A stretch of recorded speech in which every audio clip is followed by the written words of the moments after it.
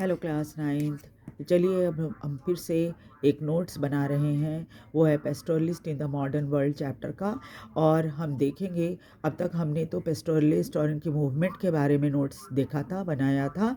अब आगे जो नोट्स हमने बनाया है वो colonial rule and pastoral life, यानी कॉलोनियल रूल का पेस्टोरल लाइफ पर क्या असर पड़ा वो हम देखेंगे।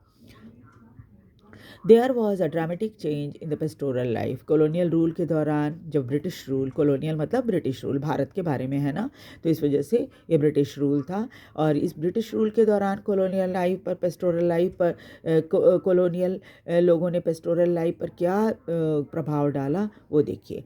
पहला क्या था, देयर ग्रेजिंग ग्राउंड श्रैंक। पहले की तुलना में उनके जो चराने की चारागाह थी वो कम हो गई या छोटी हो गई।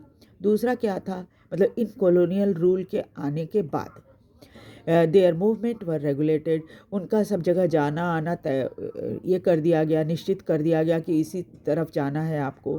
फिर क्या हुआ, टैक्स एंड रेवेन्यू इंक्रीज, उनके ऊपर जो टैक्स लगता था उसको बढ़ा दिया गया। और क्रिमिनल ट्राइब एक्ट पास इन 1871, और 1871 में क्रिमिनल ट्राइब एक्ट पास कर दिया गया अंग्रेज़ों द्वारा। ठीक है, ये चार प्रभाव उनके जीवन पर, किसके जीवन पर, पेस्टोरलिस्ट लोग के जीवन पर पड़ा। अब हम थोड़ा सा डिटेल देखेंगे उसकी कि क्या है। तो पहला क्या था, देयर ग्रेजिंग ग्राउंड रैंक, कैसे उनका चारागाह छोटा हो गया। The colonial government wanted that pasture land should be transform into agricultural land as it will bring land revenue. अंग्रेज जो थे वो चाहते थे कि पास्चर लैंड, जो चारागाह है, उसको खेती की ज़मीन बना दी जाए, क्योंकि खेती की ज़मीन पर जब खेती होगी तो क्या होगा, उनको टैक्स मिलेगा, लैंड रेवेन्यू मिलेगा। The colonial government thought pasture land as a waste land. दूसरा उनका क्या सोच था अंग्रेज़ों का, कि ये जो पास्चर लैंड है ना, ये वेस्ट लैंड है, कोई काम का नहीं है। And they needed jute, cotton, wheat and other agricultural produce in England. और वो इसलिए इस ज़मीन को एग्रीकल्चरल लैंड बनाना चाहते थे, क्योंकि इंग्लैंड में उनको अपने यहाँ जो ज़रूरत थी भारत से पूरी करते थे। वो कैसे, वो जूट चाहिए होता था, तब बोरियां बना करती थी जूट की। फिर कॉटन चाहिए होता था, उनके मैनचेस्टर में जो फैक्ट्री थे कपड़ों के, वहाँ पर कॉटन चाहिए होता था। व्हीट यानी गेहूँ चाहिए होता था अपने देश में उनको। और दूसरी एग्रीकल्चरल प्रोड्यूस भी उनको चाहिए होती थी। आपने सुना ही होगा, जो नील होता था भारत में, नील की खेती करवाते थे अंग्रेज़, वो अपने देश ले जाते थे, क्योंकि नील जो है वो कपड़े को रंगने में इस्तेमाल किया जाता था। तो इन सब चीज़ों की ज़रूरत थी, इसलिए वो चाहते थे कि ये जो पास्चर लैंड है उसको एग्रीकल्चरल लैंड में तब्दील कर दिया जाए। यानी जो भी पेड़ पौधे हैं, उसको, झाड़ियाँ, उसको काटो और काट कर वहाँ पर खेती करना शुरू कर दो। So in mid 19th century they introduce waste land rule. तब उनको लगा कि ऐसे तो किया नहीं जा सकता, तो कैसे हो सकता है कि हम एक नियम बना दें, कानून बना दें। उस क्या कानून को कहा गया, वेस्ट लैंड रूल कहा गया। यानी बंजर जमीन या बेकार जमीन का वाला नियम। It was enacted in many parts of India. जैसे ही ये रूल बना, वैसे ही इसको भारत के कई हिस्सों में लागू कर दिया गया। According to this rule uncultivated land was taken over. इस नियम के हिसाब से जो जिस पर खेती नहीं होती थी, यानी जो पास्चर लैंड था, उसको पहले कब्जा किया गया and given to the selected individual. और जो अंग्रेज़ों के पिछलग्गू थे, या आप कह सकते हैं जिनको भारतीय लोगों को, जिनको अंग्रेज़ पसंद करते थे, उन लोगों को दे दिया गया ये ज़मीन। The colonial government granted various concessions to them. और ज़मीन सिर्फ दी नहीं गई, बल्कि बड़ी तरह की छूट उनको दी गई। Encourage them to settle these land. और उनको कहा गया कि भाई किस तरह से इस ज़मीन को सेटल करो, यानी कि सफाई कराओ और यहाँ पर खेती कराना शुरू कर दो। Some of them made village headman of their area. और जो थोड़े से दबंग लोग थे, उन लोगों को तो विलेज का मुखिया भी बना दिया गया था कई जगहों पे जहाँ पर वो रहते थे।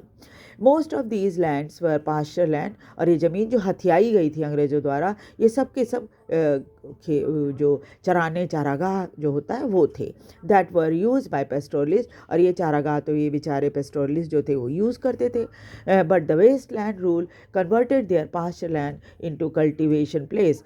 और इस तरह से क्या हुआ, इनका जो वेस्टलैंड रूल के नियम के अनुसार जो पास्चर लैंड था उसको खेत बना दिया गया था।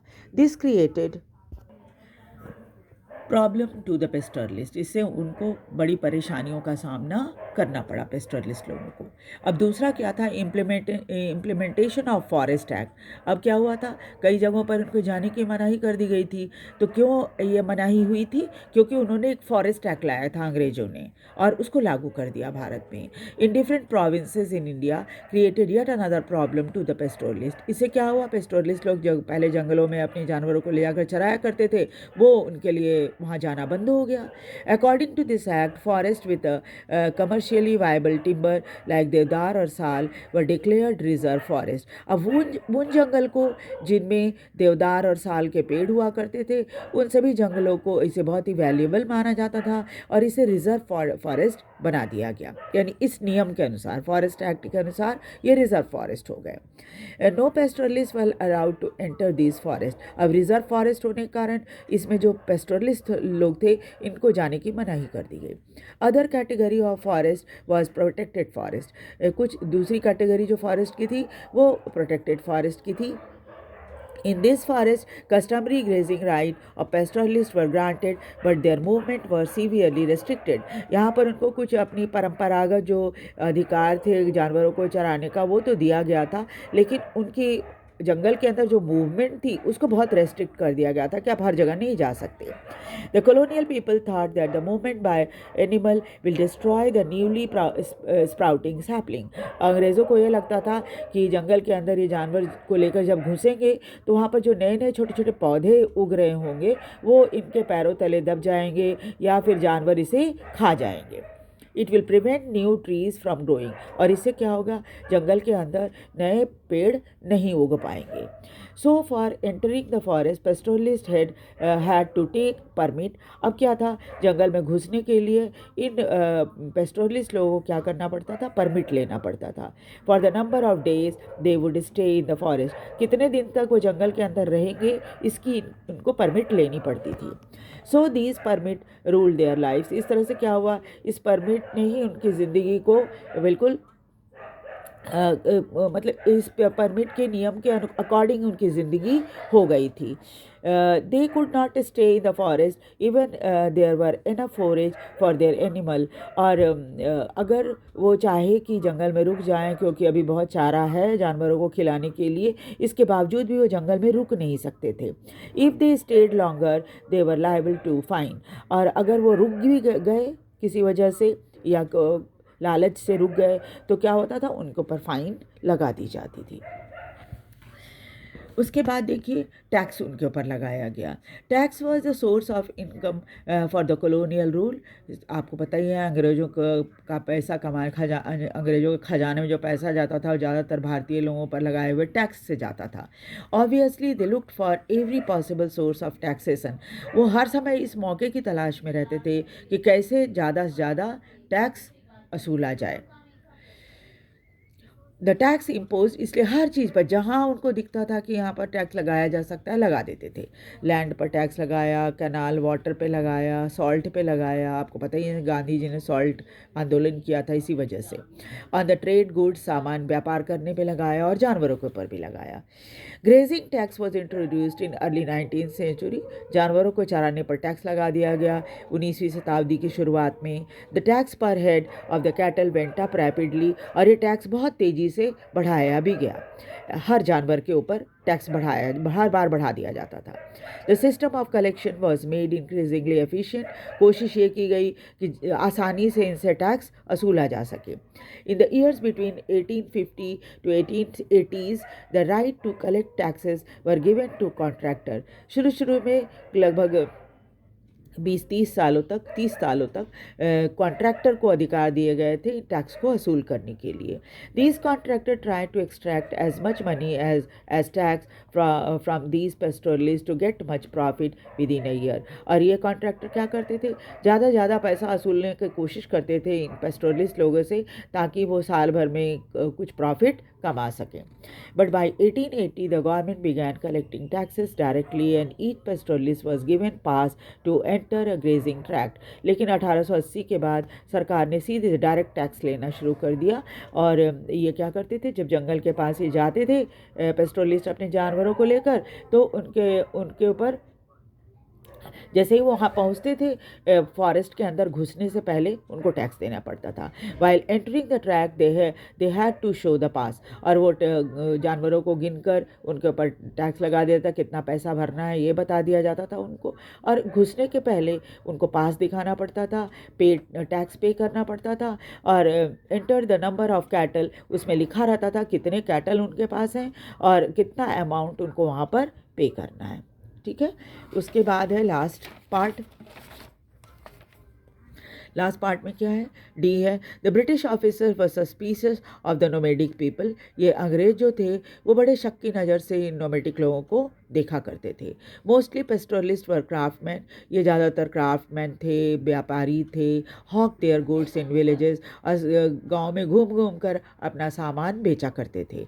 बिसाइड कीपिंग एनिमल, इसके अलावा वो जानवर को भी रखते थे। Moving in search of pasture for their animal, और इधर उधर इन्हें अपने जानवरों के साथ पास्चर की तलाश में घूमना पड़ता था। The colonial government wanted to rule settle people, अंग्रेज नहीं चाहते थे कि ये घूमने वाले लोगों पर वो शासन करें, वो चाहते थे कहीं पर बसे हुए लोगों के ऊपर शासन किया जाए। The wanted rule fix people to live in villages, वो चाहते थे गांव में लोग रहें, fix places with fix right on particular field, और कहीं पर वो की खास जगह हो, रहने की अधिकार हो, ज़मीन हो उनकी अपनी, है ना, ताकि अता पता लगाना आसान हो। Because such people are easy to identify, बसे हुए लोगों को पहचानना आसान होता है, उनको कंट्रोल करना आसान होता है। इन 1871 the colonial government pass criminal tribe act, इसीलिए 1871 में इन कॉलोनियल सरकार ने एक क्रिमिनल ट्राइब एक्ट पास किया। By this act many communities of craftsman, trader and pastoralist were classified as criminal tribe. इस बहुत सारे कम्युनिटीज़ को जो ये थे पेस्टोरलिस्ट थे, क्राफ्टमैन थे, इन सबको एक क्रिमिनल ट्राइब के अंदर इनको क्रिमिनल ट्राइब डिक्लेयर कर दिया गया। When the act was implemented, जब ये कानून लागू हुआ, these communities were asked to leave not only notified villages, इनको कहा गया कि भाई गांव में आपको रहना है। They were not allowed to move without permit, और उनको कहा गया बिना परमिट के तुम इधर उधर नहीं जा सकते। Village police kept continuous watch on them, और इनके मूवमेंट पर भी लगातार जो गांव की पुलिस होती थी नज़र रखती थी।